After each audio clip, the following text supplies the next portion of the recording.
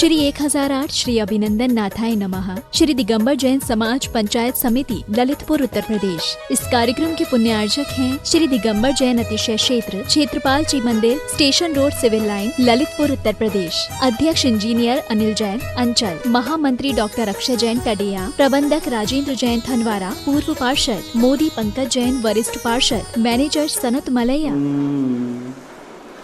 पंच परमेष्टि भगवान की आचार्य श्री गुरुवर कुंद महाराज की, आचार्य श्री गुरुवर विद्यासागर महाराज की जय।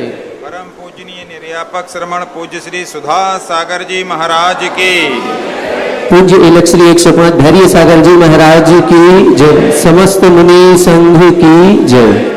पूज्य श्री के चरणों में समस्त जिज्ञासा करताओं की ओर से कोटि कोटि नमोस्तु वंदन करता हूँ।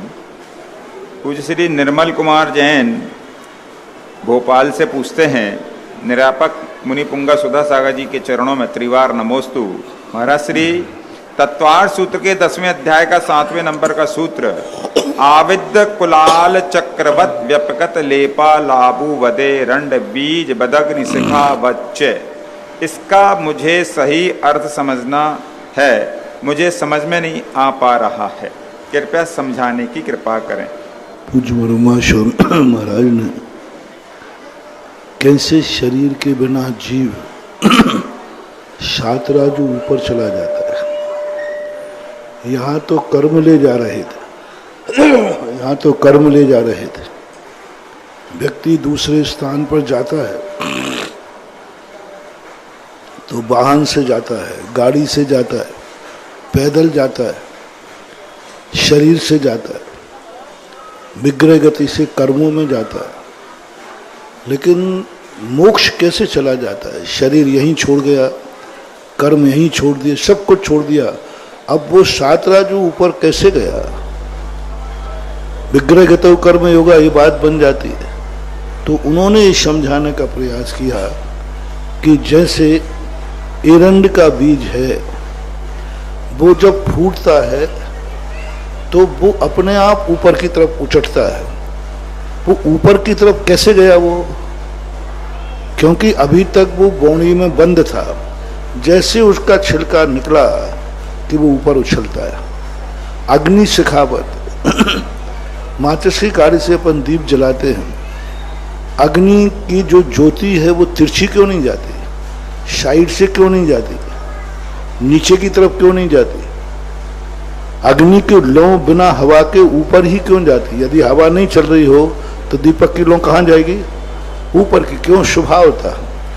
लेपा लाबू वदे रंड, तो उसका अर्थ है कि जैसे तुम्बी होती, तुम्बी में आप लोग समझने लौकी जैसा, सूखी तुम्बी में यदि कोई मिट्टी लपेट दे और पानी में डुबो दे, वो नीचे जाती है, और पूरी मिट्टी यदि उसकी निकाल दी जाए तो अपने आप ऊपर जाती है। तो इस प्रकार से उन्होंने ये तीन उदाहरण, तीन ही दिए ना, चार अग्नि शिखावत, आविद्य कुलालवत, आविद्य कुलाल। जैसे आप चाक घुमाता है कुमार, तो घुमाता हुआ वो छोड़ देता है, आप लोग घूम लें फिरकनी, आपने जोर से फिरकनी को घुमाया अब वो अपने आप फिरकनी घूम रही है। कौन घुमा रहा है? पूर्व प्रयोगात, पूर्व यानी जो अपन ने उसको ताकत दी थी, उस कारण से एक पूर्व प्रयोगात लिया, एक स्वभाव से लिया, सदा ऊर्ध्वगति स्वभाव है, दूसरा लिया बंधन मुक्त होते ही एरंड का बीज ऊपर की तरफ जाता है, ये बंधन की अपेक्षा है। और जो लांबू का दिया, जो तुमड़ी का, वो परिग्रह की अपेक्षा है। समस्त प्रकार के परिग्रह कर्म नौ कर्म थे, उससे छूटने पर वो ऊपर की तरफ जाता है। इस प्रकार से ये चार जो उदाहरण दिए हैं, ये समझाने के लिए दिए हैं। सोनू जैन दिल्ली से, नमोस्तु गुरुदेव। जिज्ञासा यह है कि मंदिर जी में रखे हुए शास्त्र और जिनवाणी की किताबें जो सही सलामत हैं, क्या उसे जलाने या फिर उनको किसी भी तरीके से होम करना उचित है क्या? यदि उपयोग के नहीं है तो उसका वही ठीक है। नविता जैन कोटा महावीर नगर, नमोस्तु गुरुदेव। तत्वार्थ सूत्र अध्याय 2 सूत्र नंबर 6, मैं जो औदैहिक भाव के 21 भेद बताए हैं वो तो ठीक हैं, लेकिन भाव तो बहुत सारे होते हैं। ये सभी तो जीव विपाकी प्रकृतियां हैं और पुद्गल विपाकी, क्षेत्र विपाकी, भाव विपाकी प्रकृतियों से भी जो भाव उत्पन्न होते वो कैसे घटाएंगे हम? भाव तो अनंत प्रकार के, लेकिन वो 21 में घट जाते हैं। कुछ क्षेत्र भाव में जाएंगे, कुछ औदैहिक भाव में जाएंगे। क्षेत्र विपाकी जो हैं वो क्षेत्र के अनुसार कर्म का उदय वैसा होता है, क्षेत्र के अनुसार कर्म का क्षेत्रम होता है। भाव विपाकी भी ऐसे ही होते हैं। तो ये 21 भाव के अंदर सारे भाव अंतर्भूत हैं। इससे बाहर कोई भी भाव संसारी प्राणी का नहीं होता। राजेश जैन खिमलासा वाले, नमोस्तु महाराज जी।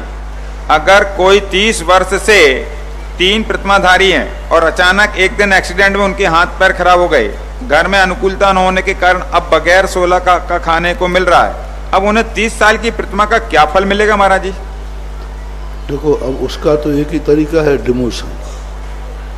मुनि महाराज लोग भी मुनि बन जाते हैं, बाद में उनको कोई ऐसी बीमारी आ गई कि अब वो मुनिचर्या नहीं पाल सकते, तो क्या वो मुनि बने रहेंगे कि उनकी मुँह दीक्षा छेद दी जाएगी? पर जवानी में समाधि ले नहीं सकते। सामंतभद्र महाराज आदि के हुए। यानी यदि हम चर्या नहीं पालन कर पाएंगे किसी कारण से, तो हमें व्रत को छोड़ना पड़ेगा। व्रत पर रह करके चर्या नहीं पालें तो व्रत माना, तो आपको जब नहीं पाल पाए तो आपको जैसे मुनिराज मुनि पद छोड़ करके बीमारी आदि में ग्रस्त बन जाते। कई मुनिराज बने, हमारे संग में ही बने।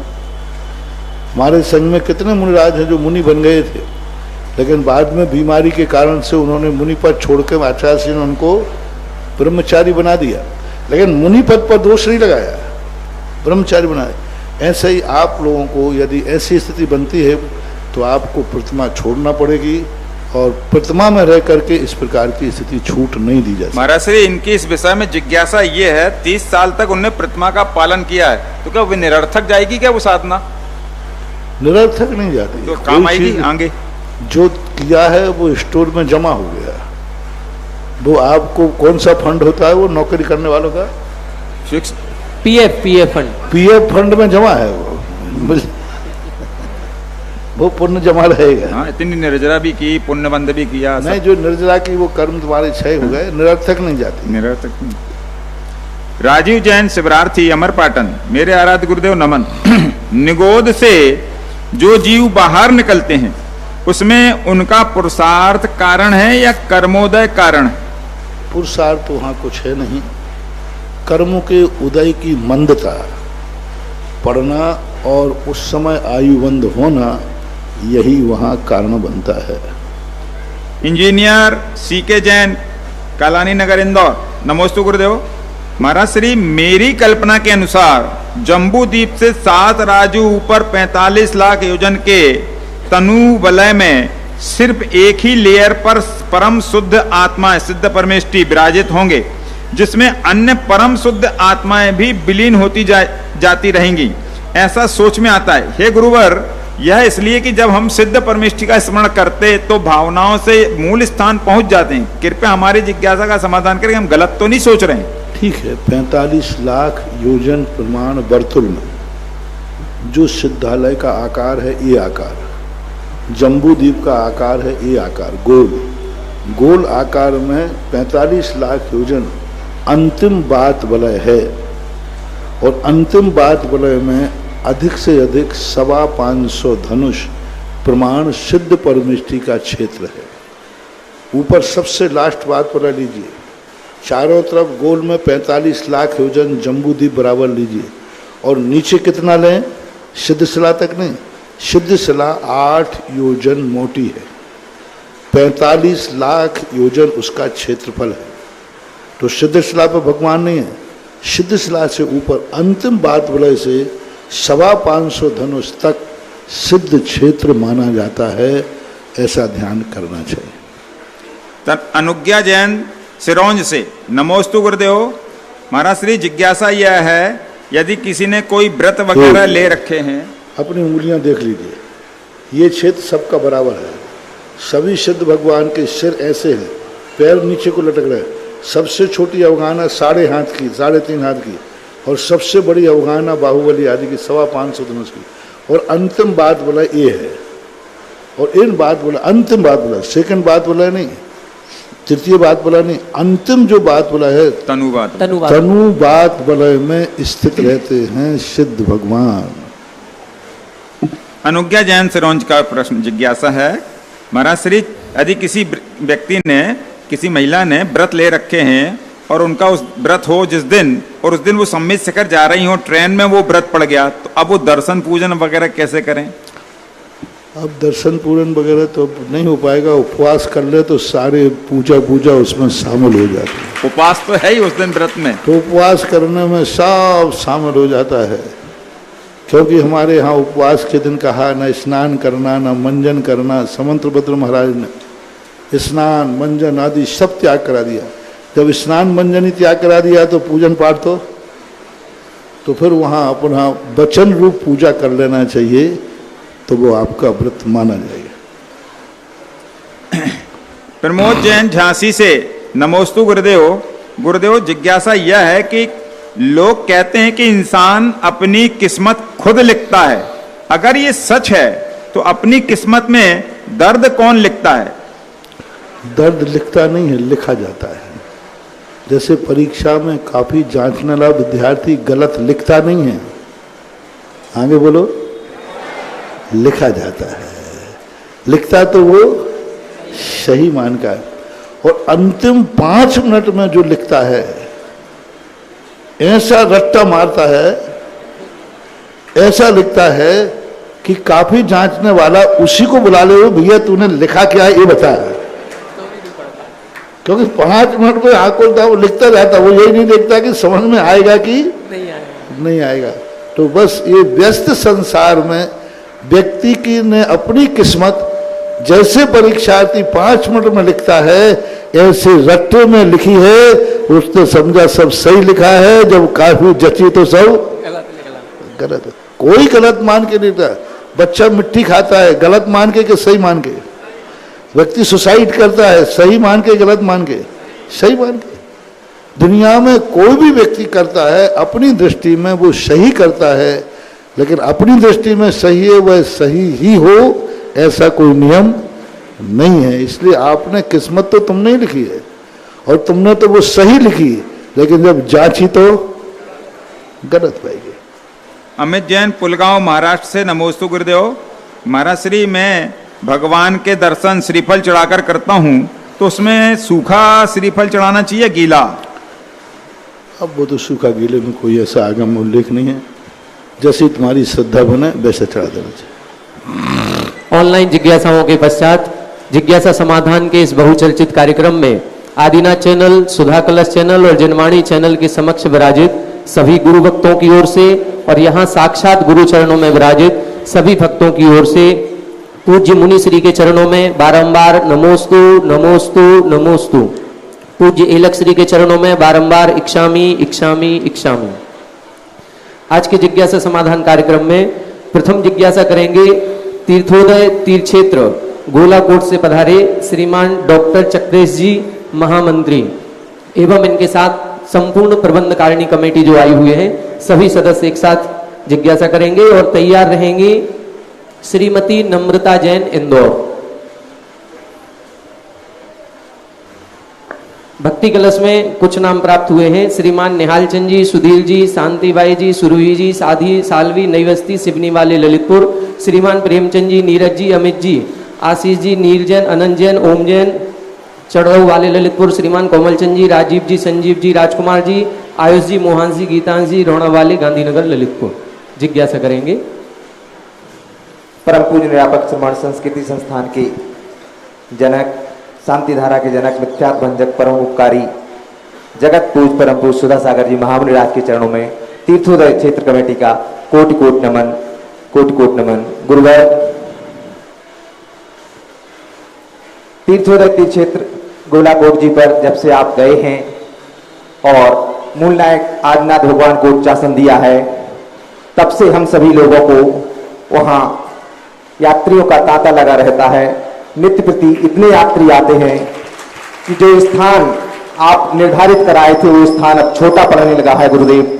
इतने यात्री आते हैं नित्य प्रति शांति धारा से नित्य क्रियाएं करते हैं। गुरुदेव शंका ये है या समाधान चाहते हैं कि कमेटी ने बोर्ड पर लिख दिया है कि मंदिर जी में निक्कर चड्डा या इस तरह के यथोचित वस्त्र पहनकर ही मंदिर जी में प्रवेश करें।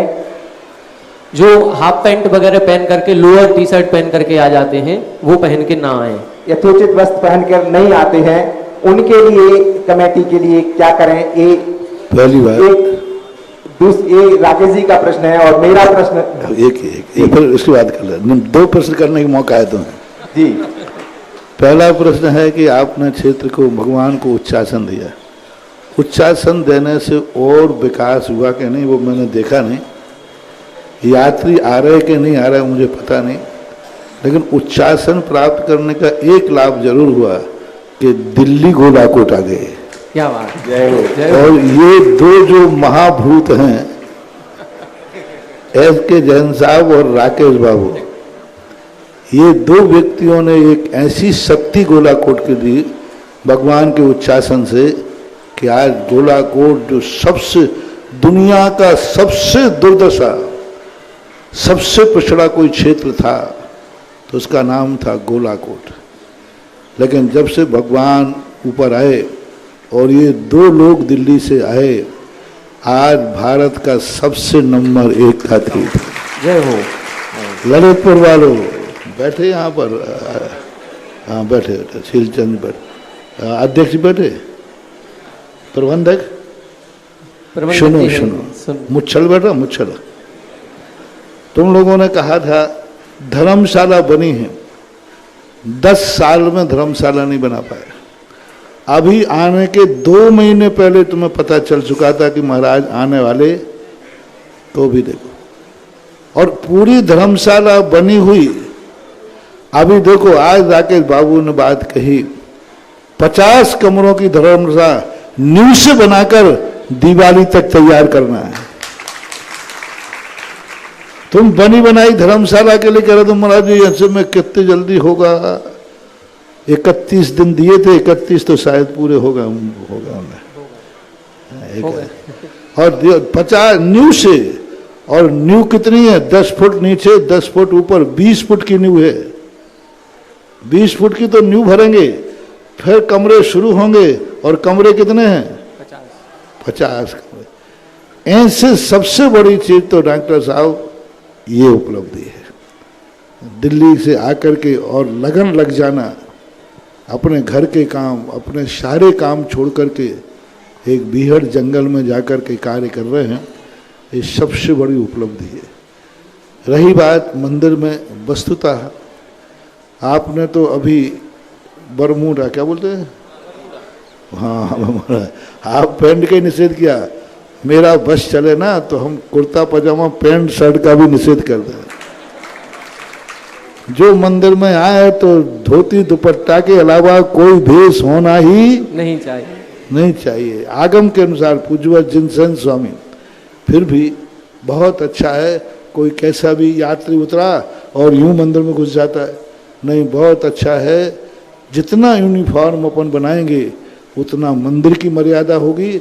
और सबसे बड़ी चीज है कि सबसे बड़ा लाभ आप गृहस्थों को है। मैं बहुत बार कहा है कि घुटनों के नीचे का हिस्सा यानी पंजे से ऊपर का और कंधे से ऊपर का किसी का भी हिस्सा मंदिर में गृहस्थ का कभी दिखना नहीं चाहिए।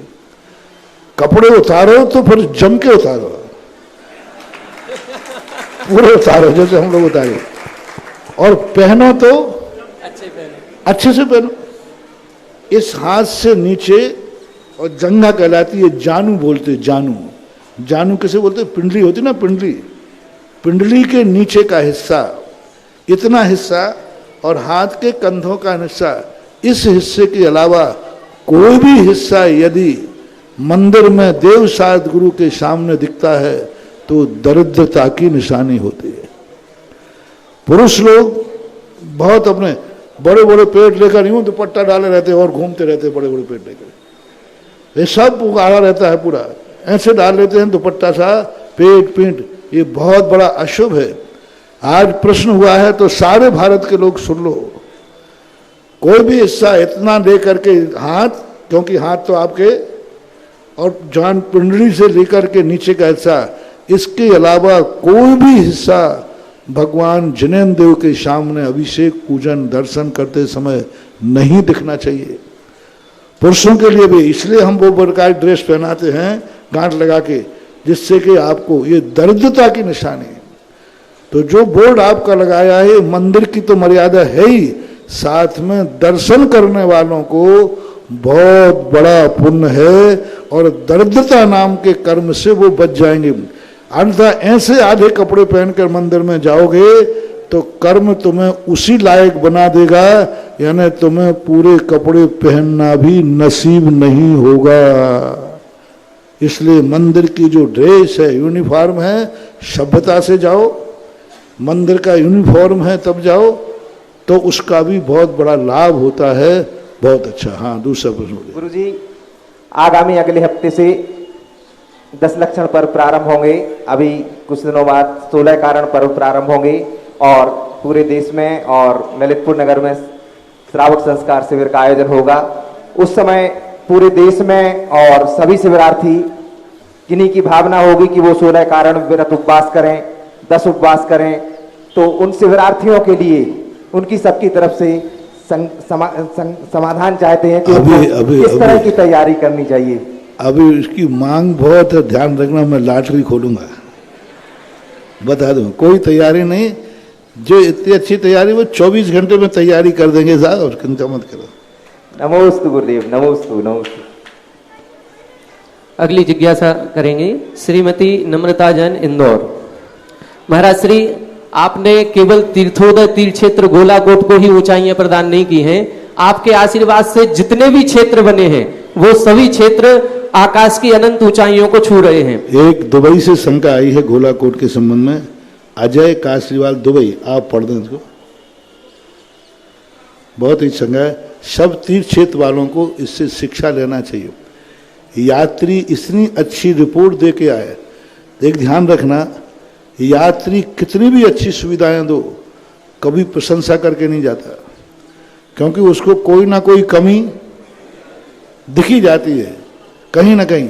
लेकिन गोलाकोट जाकर के, गोलाकोट नहीं, तीर्थोदय थे, जब तक उसका नाम गोलाकोट रहा तब तक उसका विनाश ही विनाश होता रहा। जिस दिन से उसका नाम तीर्थोदय हुआ तब से वो तीर्थ ही महातीर्थ बनता गया। इसलिए तीर्थोदय, तीर्थ गोलाकोट बोला करो, तीर्थोदय पढ़ दो। देखो, ये जिज्ञासा अजय जी कासलीवाल दुबई से है। ये जो गुरुवर के भक्त हैं, ये वहां पर गोलाकोट दर्शनार्थ गए थे। इन्होंने लिखा, नमोस्तु गुरुवर, नमोस्तु गुरुवर, नमोस्तु। हम पिछले दिनों गोलाकोट पर गए, वहां आदिनाथ भगवान जी की प्रतिमा को देखकर पूरी यात्रा की थकान खत्म हो गई। पूर्ण ऊर्जा से भरा हुआ खुद को महसूस करने लगे। मंदिर और प्रतिमा तो इतनी ऊर्जावान है ही, साथ ही वहां का प्राकृतिक सौंदर्य, अद्भुत शानदार वृक्षारोपण, आधुनिक धर्मशाला की 5 सितारा व्यवस्थाएं, उत्तम गुणवत्ता युक्त शुद्ध भोजन, स्टाफ का अतिथि सत्कार एवं व्यवहार को देखकर मन अत्यंत गौरव की अनुभूति करने लगा। दिगंबर क्षेत्रों में पहला ऐसा जैन क्षेत्र देखा जो कि सभी जैन क्षेत्रों के लिए उदाहरण बन करके खड़ा है। वहां की कमेटी की कार्यकुशलता एवं श्री राकेश जी जैन दिल्ली वालों की दूरदर्शिता, परिकल्पना, मेहनत और क्षेत्र के लिए समर्पण नजर आता है। गुरुवर, उन पर आपका ऐसा क्या आशीर्वाद है कि उन्होंने इतना पिछड़ा हुआ क्षेत्र इतने कम समय में विकसित कर दिया है कि पूरे विश्व में आज गोलाकोट का नाम हो गया है। बाकी सभी क्षेत्रों की कमेटियों को भी गोलाकोट कमेटी की एवं दिल्ली वालों की सेवाओं का लाभ उठाना चाहिए, जिससे आपके आशीर्वाद और उनकी कार्यशैली से सभी क्षेत्रों को अत्यधिक रूप से लाभ मिल सके और आधुनिक रूप से विकसित किया जा सके। इसका समाधान ये है, प्रकाश के लिए 2 चीजें चाहिए। एक तो बल्ब चाहिए हेलोजन, और एक करंट चाहिए। तो करंट तो मैं देता था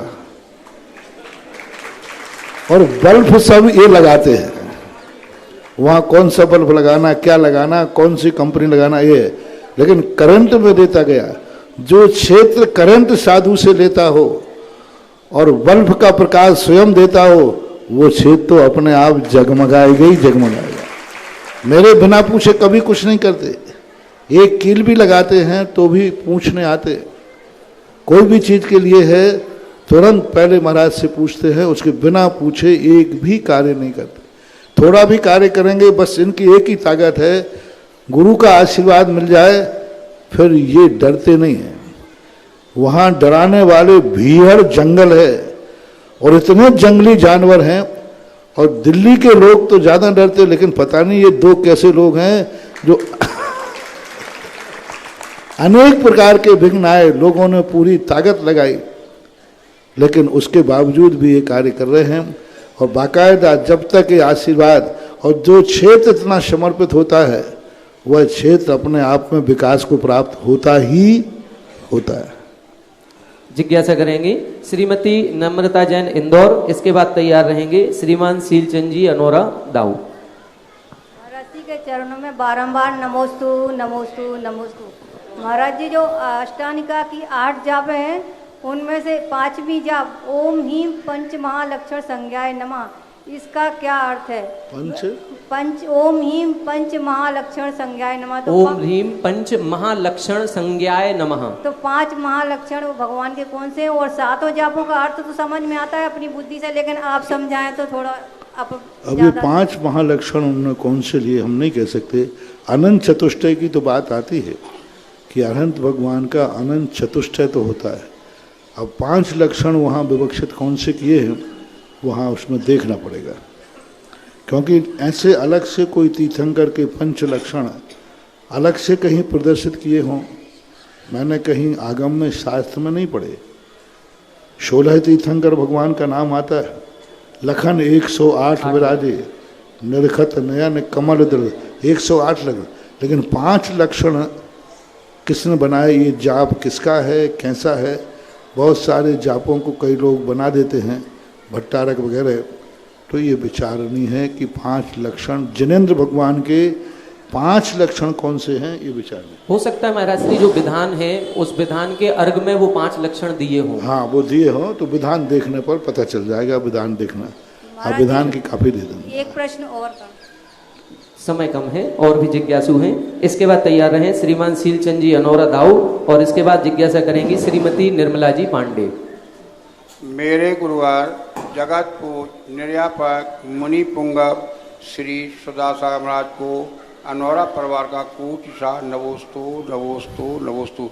गुरुवार कुछ लोगों में चर्चा है कि ललितपुर में श्रावक संस्कार शिविर तो लग रहा है, लेकिन इसमें पुराने शिवरार्थी नहीं लिए जा रहे हैं।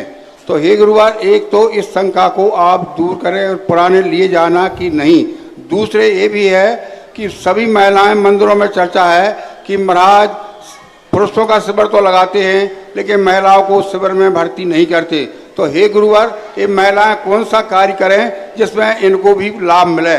और हे गुरुवार, पुण्यार्जक का कहना तो ये है कि घर घर से, प्रत्येक घर से एक शिवरार्थी भर्ती होना। पुण्यार्जक का तो भाव ये है कि पूरे ललितपुर के शिवरार्थी आए तो हम उसकी सेवा करेंगे। हे गुरुवार, समाधान करें। नवोस्तु नवोस्तु नवोस्तु।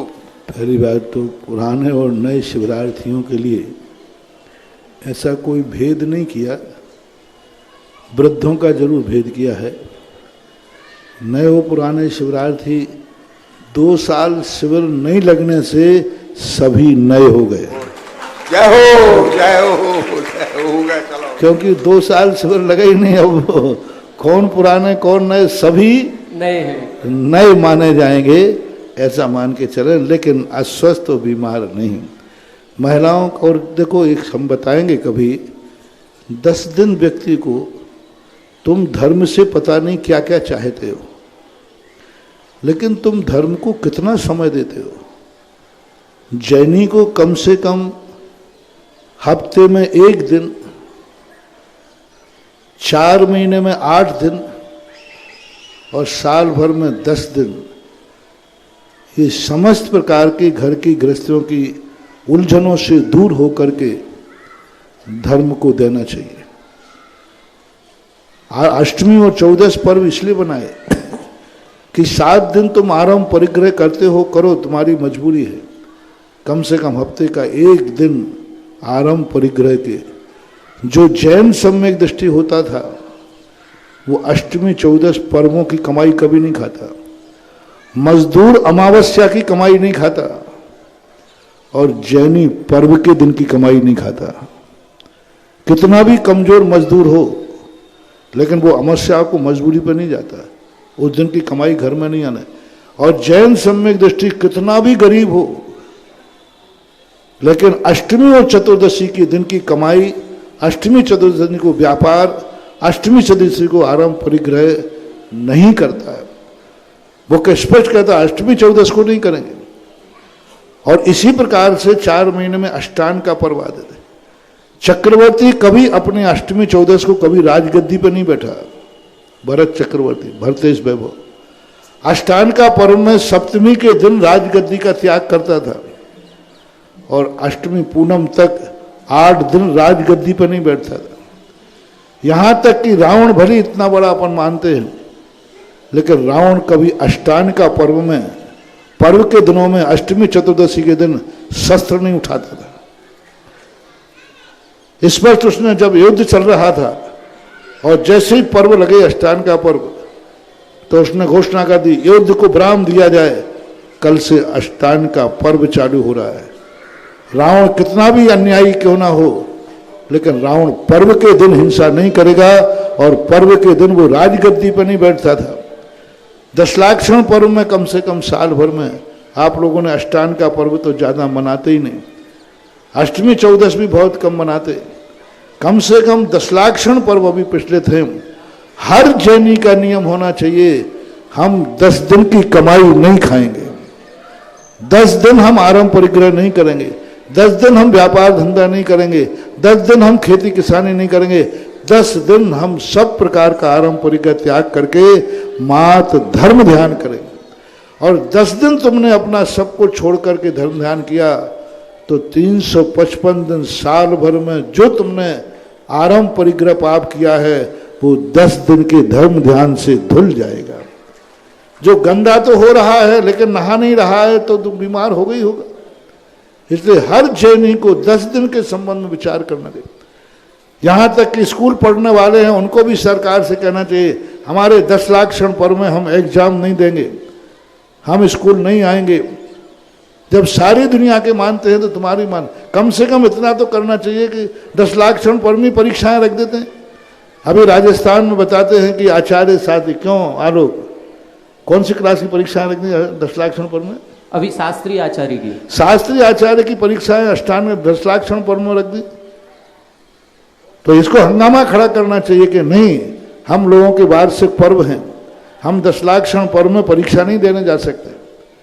तो विद्यार्थियों को, नौकरी वालों को कहना चाहिए हमें 10 दिन के लिए हमारी इच्छा के अनुसार ऐच्छिक छुट्टी मिलना चाहिए, कम से कम 11-12 बजे तक तो छुट्टी होना ही चाहिए।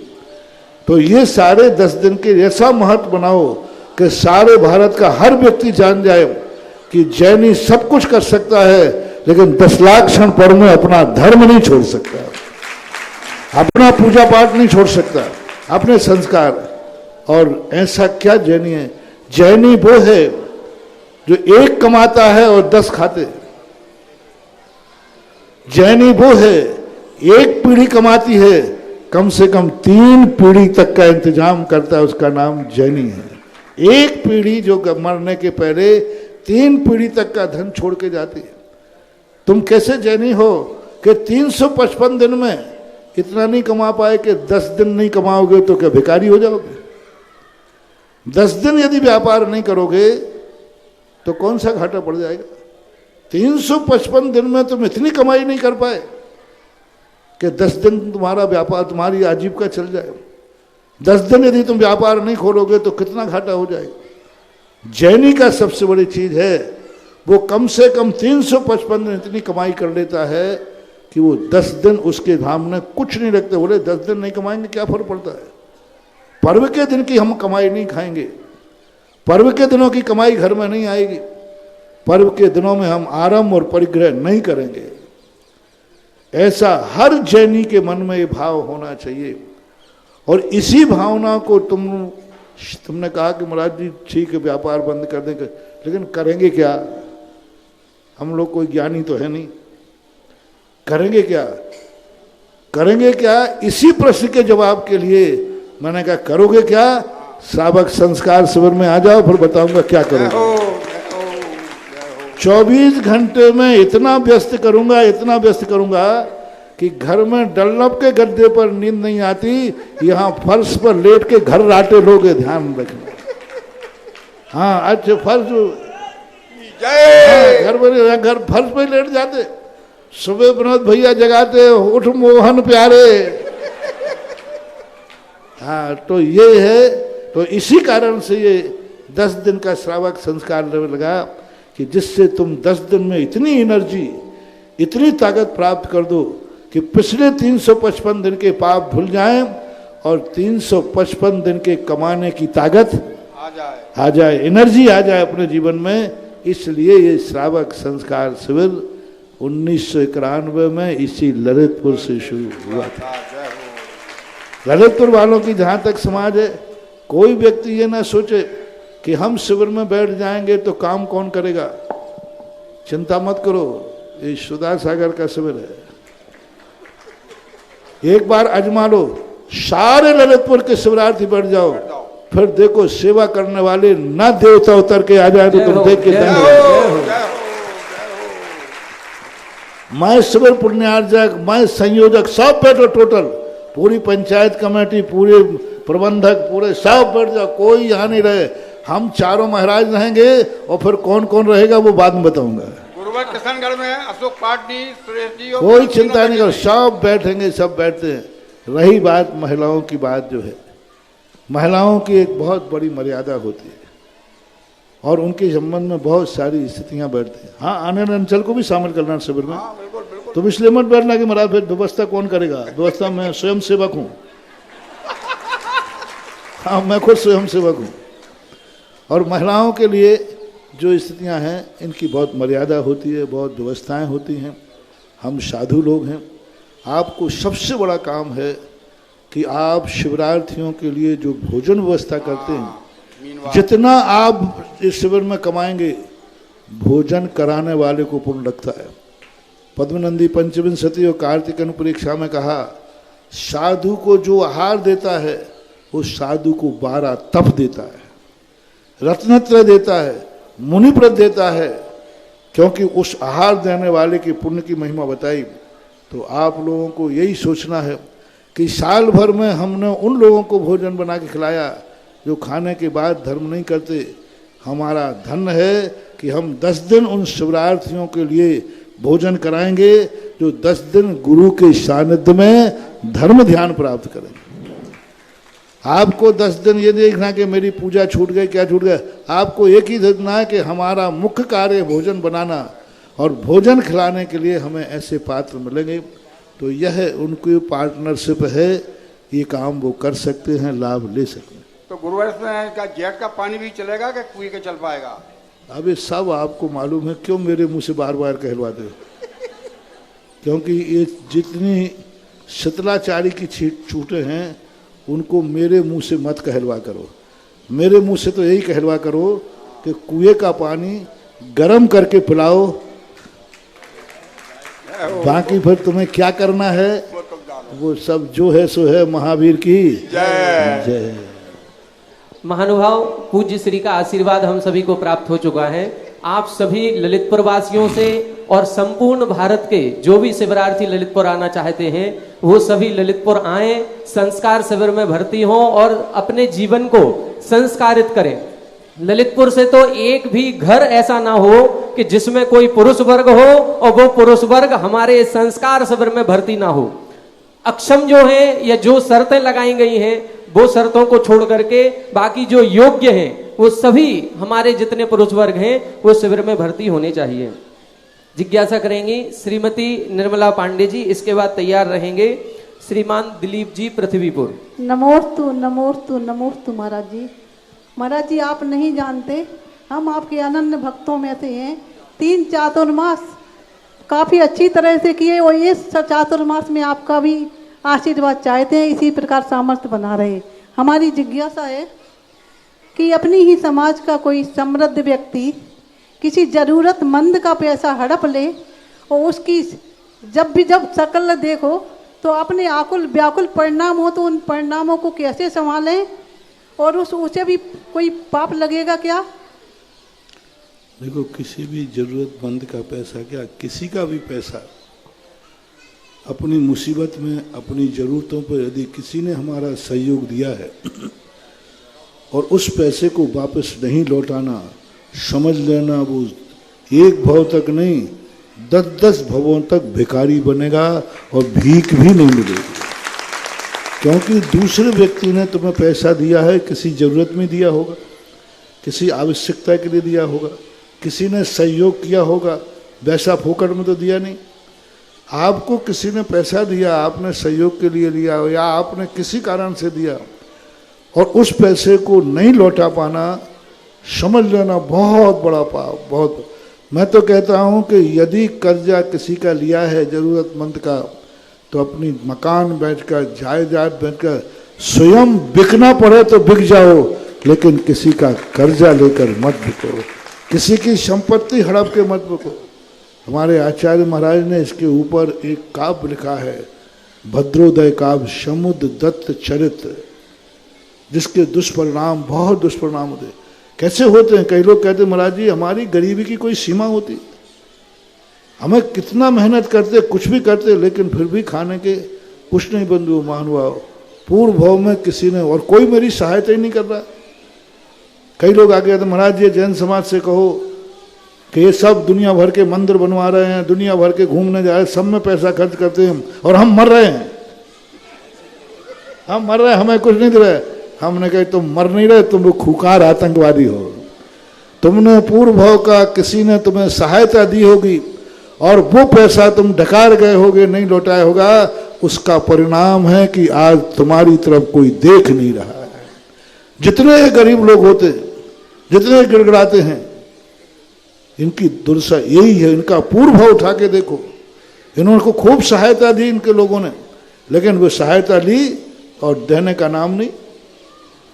उसका दुष्परिणाम है कि आज लोगों के पास घूमने को पैसा है, मंदिर बनाने को पैसा है, दुनिया में खर्च करने को पैसा है, लेकिन उस गरीब को दान, गरीब की सहायता करने को पैसा नहीं है।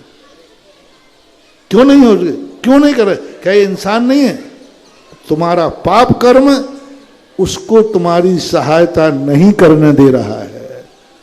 वो पाप, तुम्हारा पाप कर्म कहता है इस पैसे को मौज मस्ती में उड़ा दे, लेकिन इस गरीब की सहायता मत करना, इस दुखी की सहायता मत करना, क्योंकि ये वो पापी है जिसने इसकी सहायता की, उसी का पैसा डकार के ले गया।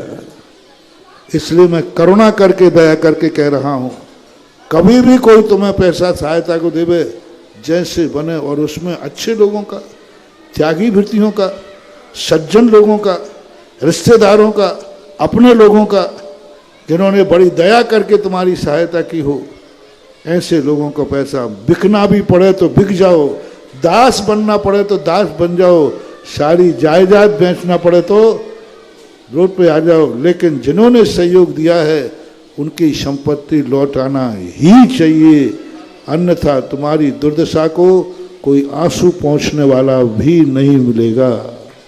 जिज्ञासा करेंगे श्रीमान ओम शांति। दिलीप जी पृथ्वीपुर, इसके बाद तैयार रहे श्रीमती सीमा जी, विनीता जी, रसिया पाली। मेरे इष्ट गुरुदेव के चरणों में समस्त पृथ्वीपुर जैन समाज का त्रय बार नमोस्तु। गुरुदेव, मुर्दे को जब जलाते हैं तो उसके पैर किसको रोना चाहिए? मुर्दे को मूर्ति को जलाते समय ऐसा कहा गया है कि जब गांव से ले जाते हैं तो गांव की तरफ सिर होना चाहिए और मरघट की तरफ जाकर के उसके पैर होना चाहिए। जब अर्थी पर रखते हैं तो उसके जो पैर होते हैं वो दक्षिण दिशा की तरफ होते हैं और सिर उत्तर की तरफ होता है। अपन जब अभी सोते हैं तो अपना सिर दक्षिण की तरफ होना चाहिए और पैर कहाँ होना चाहिए? उत्तर की तरफ। और जब समाधि के समय पूज्यवर शिव कोटि महाराज ने लिखा है कि समाधि के समय जब व्यक्ति साधु समाधि लेता है तो उसका सिर तो किया जाता है उत्तर की तरफ और पैर किए जाते हैं दक्षिण की तरफ। तो वही शव की स्थिति बनना चाहिए। लेकिन जब नगर से ले जाओ तो नगर की तरफ सिर रहे और पैर बाहर की तरफ रहना चाहिए। यानी मानो आप इधर जा रहे हैं तो पैर आगे रहना चाहिए और सिर पीछे रहना चाहिए, ऐसा। नमोस्तु गुरुदेव। जिज्ञासा करेंगे श्रीमती सीमा जी, विनीता जी रसिया पाली। इसके बाद तैयार रहेंगे भाई श्री ओजस जी, वीरेंद्र शास्त्री। एक भक्ति कलश की राशि लेकर के आए हैं रिटायर्ड इंजीनियर श्रीमान सीरचंद जी, शशि प्रभा जैन, दीपक, शिल्पी जैन, दीपांशी, दीपांश जैन, दिगोड़ा वाले, देवगढ़ रोड, ललितपुर। आए श्रीफल अर्पित करें। जिज्ञासा कर। मेरे व मेरे परिवार के आराध्य गुरुवर के चरणों में सकल दिगंबर जैन समाज पाली एवं समस्त रसिया परिवार का त्रैवार नमोस्तु नमोस्तु नमोस्तु। हे गुरुवर, मेरी जिज्ञासा आपके प्रवचनों से है कि आपने एक दिन कहा था कि शिल्पी मूर्ति बनाने के पहले उसको देख लेता है कि ये मूर्ति कैसी बनेगी। तो हे गुरुवर, मेरी आपका ऐसा चमत्कार है कि आपने हमारे यहाँ पाली का जो मंदिर का शिलान्यास किया है, उस मंदिर का क्या अतिशय होगा, क्या चमत्कार होगा, हम लोग सभी पाली वालों की जिज्ञासा है। और हम लोग ऐसी कैसे विशुद्धि बढ़ाएं कि उस मंदिर का काम जल्दी से जल्दी हो, इसके लिए कोई जाप हम लोग। यदि उसका इसी बात से आप अंदाज लगा लो कि उसका क्या चमत्कार होने वाला है कि मैंने मंदिर बनाने का आशीर्वाद दिया, यही सबसे बड़ा चमत्कार। यानी कोई विशेष लाभ समाज को होने वाला है, तभी तो उसको दिया। एक निर्णायक पॉइंट पर घोषणा करना उचित नहीं रहता, लेकिन आशीर्वाद मिलना ही सबसे बड़ी चीज़ है कि कुछ अशुभ टलेगा और कुछ शुभ की प्राप्ति होगी। और बनाने की बात तो जहाँ रही, ये कोई मंत्र नहीं है, कोई तंत्र नहीं है। कमेटी जूझ जाए तो गोलाकोट वालों से हमने अभी सबक दे दिया, यदि तुम सब जूझ जाओ तो जितने जल्दी हो सकता है उतने जल्दी भी बन सकता है। आजकल का समय तो पैसा फेंको, तमाशा देखो, बस इसका खेल है। जितना ज़्यादा अपन जल्दी करेंगे उतना अच्छा होगा। गुरुवर के चरणों में नमोस्तु। हे गुरुवर, मेरी और आपके बीच की लड़ाई है ये। हे गुरुवर, मैंने अपने बेटे को कांजी मत के विद्यालय में डाल दिया। क्या ललितपुर जैसी समाज एक ऐसा छात्रावास खड़ा नहीं कर सकती है श्रवण संस्कृति संस्थान की तरह, जो मुझे आज बच्चे को वहां डालना पड़ा? मुझे रात भर नींद नहीं आती है और पीड़ा होती है। ऐसा किया जाए गुरुवर कि मैं बच्चे को वहां से निकाल करके और आपके चरणों में समर्पित कर दूं। ऐसा मुझे आप दिशा निर्देश दें। हे गुरुवर नमोस्तु। क्या सांगानेर की परीक्षा में पास नहीं हुआ? नहीं महाराज जी, अभी 9th में है वो। 9th में क्या करें गुरुवर? तो खनिया थाना भेज दो। उस टाइम हमारी इतनी आर्थिक वो नहीं थी। खनिया थाने के अभी राकेश बाबू हुए, ये भी वहाँ के भी अध्यक्ष हैं, कार्य अध्यक्ष हैं। तो खनिया थाने के लिए अभी इनसे बात करो। खनिया थाने में 6ठी क्लास से लेकर के 10वीं तक ना जी गुरुवर, 10वीं कक्षा तक खनिया थाना में पढ़ाया जा रहा है। मैंने सारी व्यवस्थाएं कर रखी हैं। अब आप लोग यहाँ वहाँ भटको तो मैं क्या करूँ? सारी व्यवस्थाएं LKG से लेकर के सारी पढ़ाइयों तक कर की व्यवस्थाएं हैं। आप अपने बच्चे को खनिया थाना भेजिए। 6वीं क्लास से 10वीं तक वहाँ है।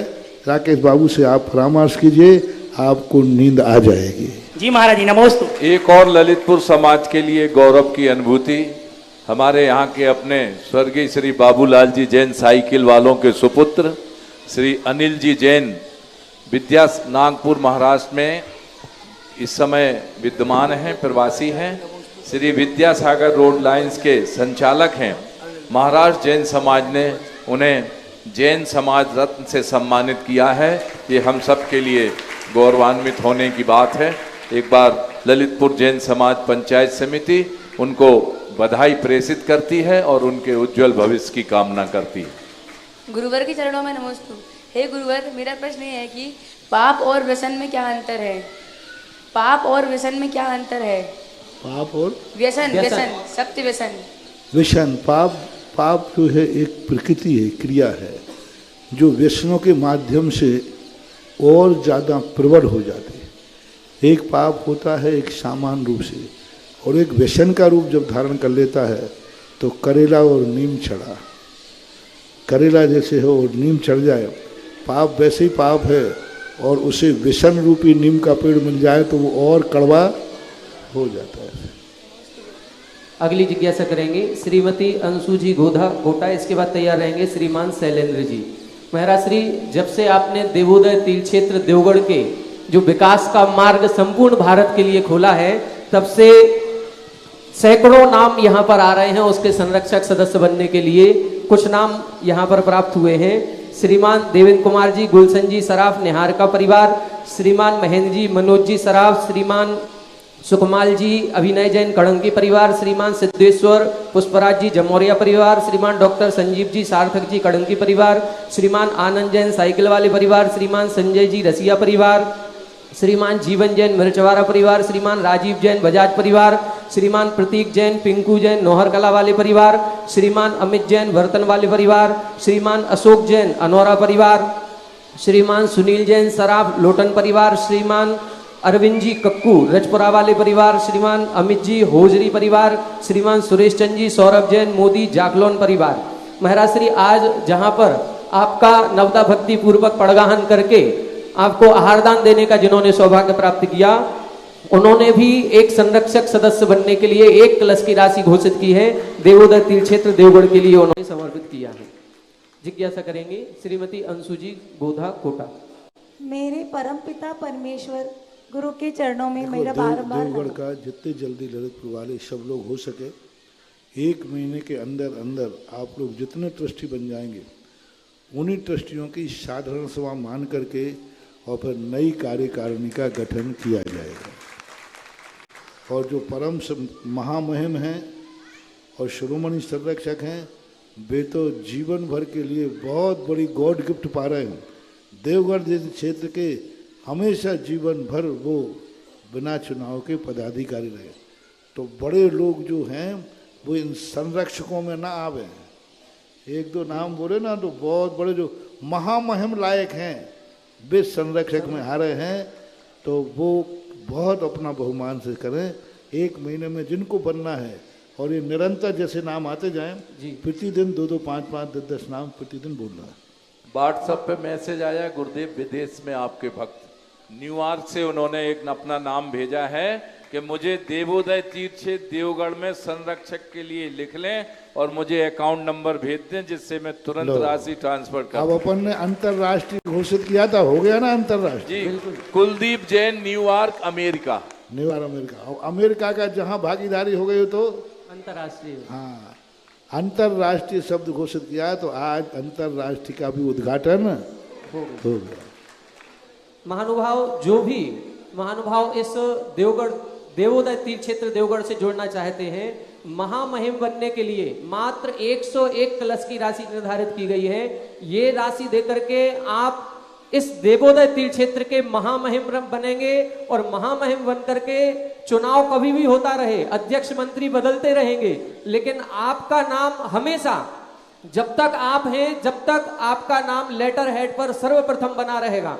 इसके बाद परम शिरोमणि संरक्षक के लिए 21 कलश की राशि निर्धारित की गई है, शिरोमणि संरक्षक के लिए 11 कलश की राशि निर्धारित की गई है, परम संरक्षक के लिए 5 कलश की राशि निर्धारित है, और संरक्षक सदस्यों के लिए मात्र 1 कलश की राशि निर्धारित की गई है। आप अपनी सक्षमता को देखते हुए, आप अपने सब कुछ आर्थिक परिस्थितियों को देखते हुए इस देवोदय तीर्थ क्षेत्र से जुड़े। जो भी आज तक इस देवोदय तीर्थ क्षेत्र से जुड़ा है, उसको आकाश की अनंत ऊंचाइयां प्राप्त हुई हैं, निरंतर उसने प्रगति की है। इसीलिए आप भी जैसे ही देवगढ़ क्षेत्र से जुड़ेंगे, आपकी भी निरंतर उत्तरोत्तर प्रगति निश्चित रूप से होगी। हमारे शास्त्री जी बिल्कुल सही बोल रहे हैं, प्रत्यक्ष प्रमाण हैं। आप पिछले 6 साल से वहां पर सेवारत हैं, आपकी सेवाएं शासकीय देवगढ़ में चल रही हैं, नित्य प्रति दर्शन करते हैं, और आप ये समझ लें आपके सामने है उत्तरोत्तर वृद्धि की ओर। महाराज से ये बिल्कुल सही है। जब से देवगढ़ पहुंचे हैं, तब से हमारी नैतिक, आर्थिक, पारिवारिक, सामाजिक हर तरह से उन्नति हुई है। जैसे कहते हैं तनाव मुक्त जीवन हो गया है, बस वही तनाव मुक्त है जो आपका सूत्र है कि जहां हूं, जैसा हूं, खुश हूं। बस वही स्थिति आज हमारी चल रही है। जिज्ञासा करेंगे अंशु जी गोधा। मेरे परम पिता परमेश्वर गुरु के चरणों में शत नमन। हे गुरुवर, सबसे पहले तो हम कल ईसुरवाड़ा के जो सरपंच है उसकी बुरी बुरी प्रशंसा करेंगे कि वो अजैन होकर भी आज उनके घर में लहसुन प्याज तक नहीं आता, जो कि एक जैनियों में के घरों में भी होता है पर उनके घर में नहीं होता। हम उनकी बहुत बहुत अनुमोदना करते हैं। गुरुवर, शंका यह है कि आज कई श्रावकों का यह मानना है कि जो 28 मूल गुण से सदोष हैं, लेकिन वो उनके दोष है, हमें क्या करना, हम तो उनको मानेंगे और आहारचर्या देंगे क्योंकि हमें थोड़ी पाप लगेगा, वो उनको लगेगा। अगर सदोष है तो हम क्या करें? हम देखो, ये संसार है नाना कम्मा नाना जीवा, हम किसी को रोक तो नहीं सकते।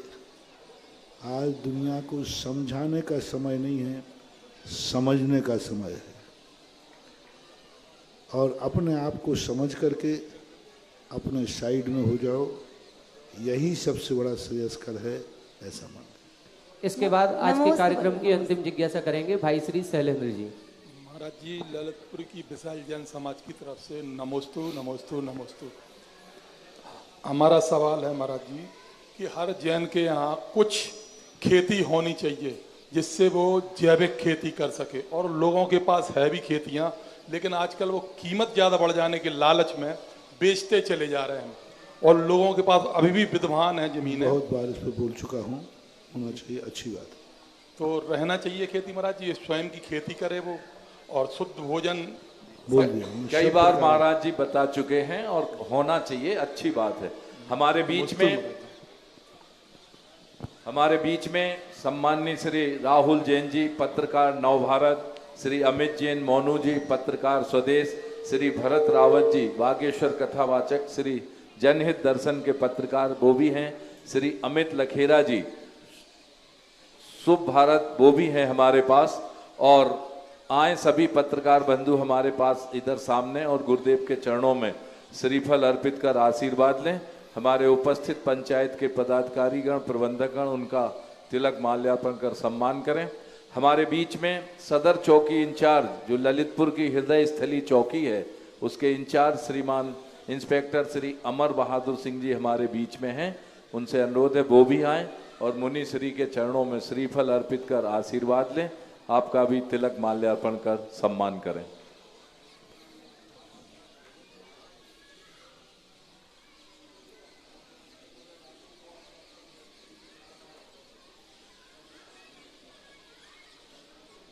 आज की आरती करने का सौभाग्य श्रीमान वीरेंद्र शाह जिगर शाह परिवार अमेरिका वालों ने प्राप्त किया है।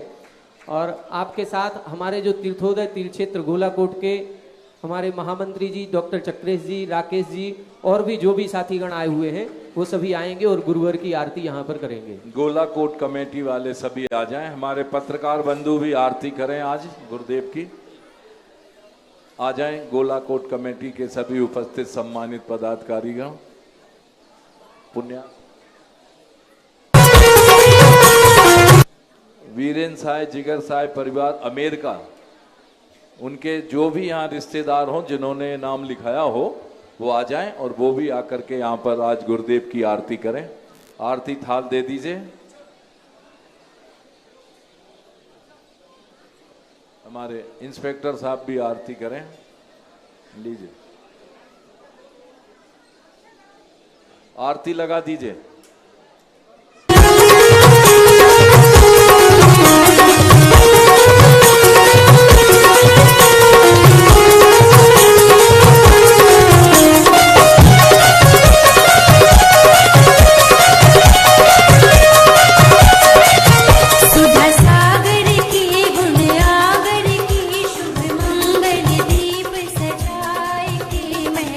आज उतारूं आरतियां।